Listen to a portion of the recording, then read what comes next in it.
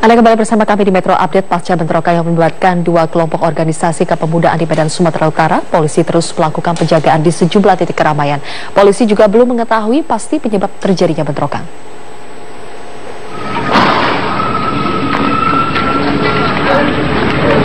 Bentrok antara kedua kelompok organisasi kepemudaan ini terjadi di 3 lokasi kawasan bisnis Kota Medan, Sumatera Utara.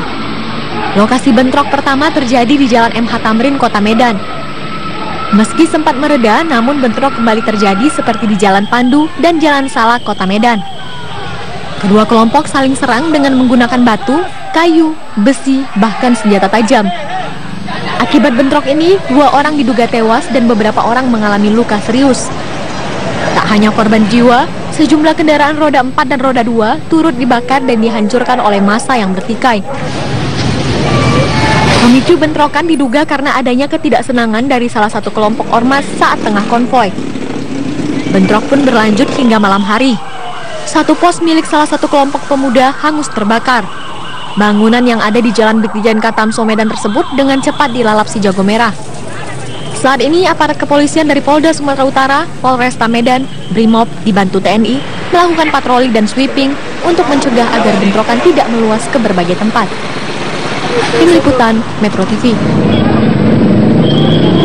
Dan untuk mengetahui kondisi terkini pasca bentrok, kita terhubung dengan rekan Wilson Purba langsung dari Kota Medan, Sumatera Utara. Wilson, bagaimana situasi terkini pasca bentrok?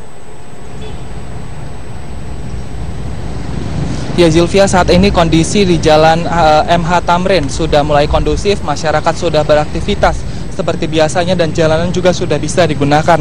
Namun di lokasi bentrok ini masih terlihat penjagaan ketat oleh ratusan pihak kepolisian dan juga TNI, dan tidak hanya di lokasi bentrok ini, sedikitnya ada 2.000 petugas keamanan yang terdiri dari kepolisian dan juga TNI ini mengamankan sejumlah lokasi yang diperkirakan bisa saja terjadi bentrokan susulan, yaitu terutama di Jalan Pandu dan juga Jalan Salak Medan.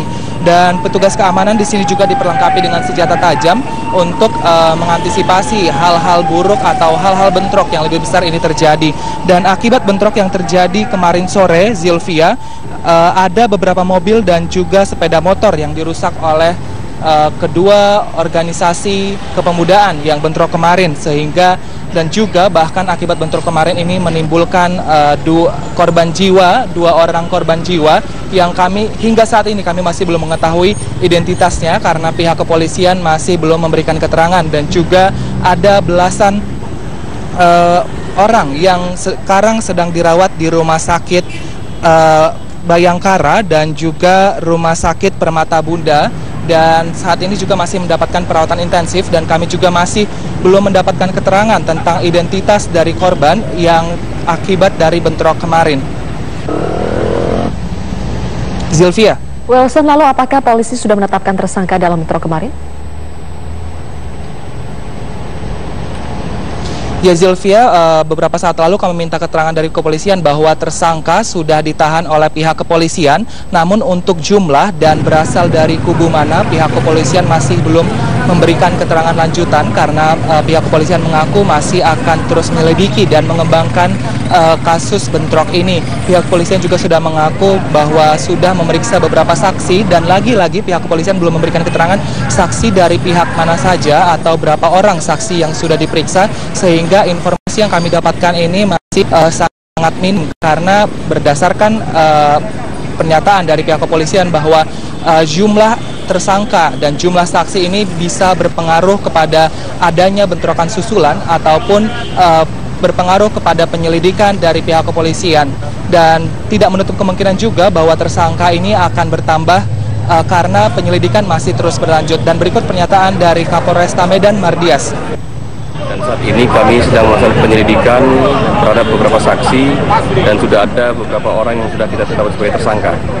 Dan ini terus akan dilaksanakan pengumpulan saksi-saksi, dan kita juga sudah di-backup oleh jajaran kriminal umum Polda Sumut. Zilvia. Wilson Purba melaporkan langsung dari Medan, Sumatera Utara. Kita beralih ke kasus lain, pemirsa. Polisi Polda Metro Jaya mengaku telah mempunyai alat bukti yang cukup kuat untuk menetapkan tersangka atas tewasnya Wayan Mirna Salihin. Polisi juga telah melakukan pemeriksaan terhadap sejumlah saksi, termasuk saksi ahli. Menurut Dirkrimum Polda Metro Jaya, Kombes Pol Krisnamurti, beberapa alat bukti signifikan telah dikantongi kepolisian. Di antaranya berupa hasil konstruksi alat bukti, hasil konstruksi peristiwa, dan keterangan ahli yang telah diberikan kepada polisi. Dalam kasus tewasnya Mirna, kepolisian menggunakan teori conditio sine qua non. Teori tersebut umum digunakan dalam kasus hukum pidana. Saat ini polisi telah memeriksa sejumlah saksi dari keluarga Mirna dan teman Mirna, Jessica dan Hani yang ikut minum kopi bersama Mirna. Jessica, di hotel ada apa tadi Jessica? Jessica kok siap ngajak aja. Jessica kelihatannya lebih. Keterangan terdakwa dalam pembuktian 184 KUHP atau dalam penyidikan keterangan tersangka itu dia bisa diabaikan. Kami menggunakan teori conditio sine qua non, ya, yang nanti itu umum dipakai dalam hukum pidana. Konstruksi yang dengan alat-alat bukti yang kami miliki, konstruksi peristiwa yang kami miliki, maka seseorang cukup layak ditingkatkan sebagai tersangka. Namun kami harus gelar atau expose bahasanya dengan jaksa penuntut umum. Kami harus tunjukkan dulu satu petunjuk atau barang bukti yang krusial, signifikan yang kami miliki. Insya Allah kami yakin itu barang bukti itu cukup signifikan dan sekarang sedang diuji. Nanti dari situ apa petunjuk jaksa baru kami kembali untuk lakukan gelar. Penyidik Subdit Jatantras Ditreskrimum Polda Metro Jaya menangkap Jessica Kumala Wongso terkait kematian Wayan Mirna Salihin di hotel di kawasan Mangga 2, Jakarta Utara. Saat ditangkap, Jessica bersama kedua orang tuanya.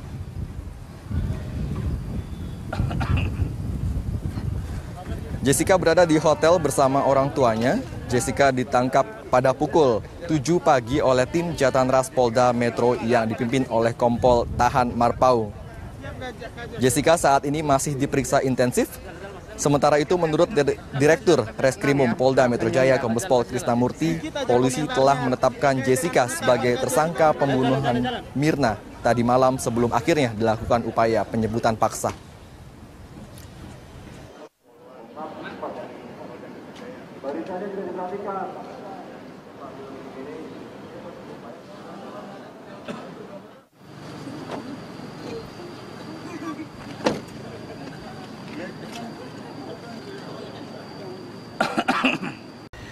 Anda menyaksikan News Update pukul 10 waktu Indonesia bagian Barat, saya Wiki Adrian. Pemirsa, pagi ini penyidik Subdit Jatantras Ditreskrimum Polda Metro Jaya menangkap Jessica Kumala Wongso terkait kematian Wayan Mirna Salihin.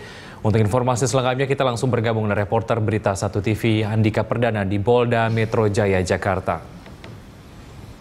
Andika, informasi terbaru apa yang Anda dapat dan Anda bisa sampaikan terkait dengan penangkapan Jessica?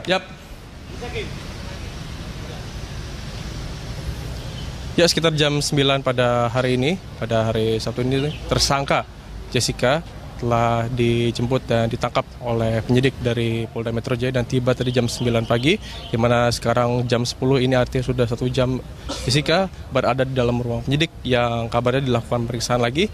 Dan dari informasi yang berhasil kami rangkum di sini, pernyataan dari Direskrimum Krisnamurti menyampaikan bahwa penetapan tersangka kepada Jessica sudah ditetapkan pada tadi malam, sekitar tengah malam tadi, yang ditetapkan setelah dilakukan gelar perkara. Lalu ada tadi kami melihat ketika tiba di Polda Metro Jaya, Jakarta, Jessica didampingi oleh kuasa hukum dan salah seorang perempuan yang kami tidak ketahui apakah itu bagian dari keluarga atau kerabat. Namun jika kita lihat dari ekspresi ataupun pandangan mata ketika Jessica sebagai tersangka tiba di Polda Metro Jaya nampak berbeda dibandingkan ketika datang ke Polda pada pemeriksaan yang dilakukan sebelumnya. Dan dari informasi yang kami peroleh juga tadi dari salah satu anggota yang ikut dalam penangkapan pada pagi hari tadi di sebuah hotel di kawasan Mangga 2 Jakarta, bahwa Jessica ditangkap di sebuah hotel di kawasan Mangga 2 bersama dengan orang tuanya. Wiki. Ya, Andika, apakah sudah ada keterangan resmi dari pihak kepolisian terkait penangkapan Jessica pagi ini? Kami masih menantikan konferensi pers dari Polda Metro Jaya, dan yang menjadi inti dan yang ingin kami ketahui apakah benar Jessica memiliki indikasi melarikan diri ataupun ada sebab-sebab lain maka dilakukan penangkapan pada pagi hari ini. Dan kabarnya jam sekitar 12 siang ini akan digelar konferensi pers, namun masih kami tunggu kebenaran dari jam konferensi pers ini. Dan teman-teman media wartawan masih menunggu di sini juga, ingin juga menanyakan mengenai seputar penangkapan yang dilakukan pagi tadi dan seperti apa penetapan tersangka yang telah ditetapkan kepada Jessica, karena dari keterangan sebelumnya dari Polda Metro Jaya dan di Reskrimum bahwa penetapan tersangka ini dengan alat bukti yang sudah cukup. Dan juga kita ketahui sebelumnya bahwa sudah dihadirkan juga saksi ahli dari Universitas Indonesia bahwa ada alat bukti yang sudah signifikan dan cukup untuk menetapkan Jessica sebagai tersangka dan juga dibawa ke pengadilan. Dari gelar perkara yang dilakukan tengah malam tadi juga masih disampaikan dari Polda Metro Jaya bahwa ini juga nanti akan disampaikan secara rinci, jelas, dan detail pada konferensi pers yang rencananya akan digelar pada siang hari ini. Dari Polda Metro kami kembalikan ke Wiki dari Berita 1 Plaza.